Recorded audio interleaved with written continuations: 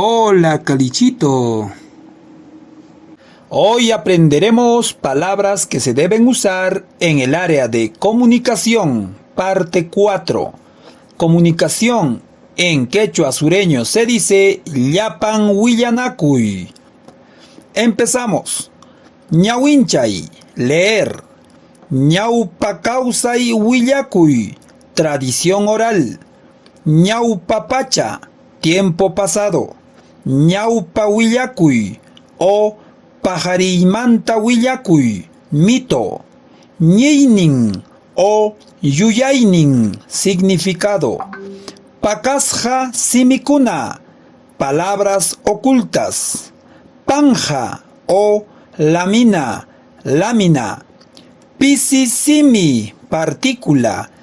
Pisisimisapi, raíz de partícula. Hallarinin, introducción. Hayukipuj o hayupaskaj, trabalengua. Japarij rimay o kalpachas harimay, oración exclamativa. Japarij sanampa, signos de admiración. Jatichina chiku, punto y seguido. Jatilla jiljasja, texto continuo.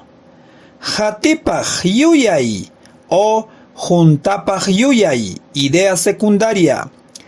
Jawachij sutiranti, pronombre demostrativo. Jawapay o allinchay, revisar.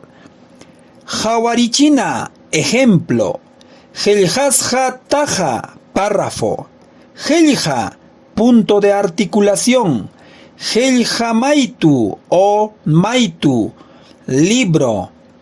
Jiljana maitu, cuaderno. Jiljana sanampakuna, signos de puntuación. Jiljapu, documento. Jiljaj awaj, autor o escritor. Jiljarina, textualización. Jiljasja, escritura o texto. No te copio, solo practico. Chao.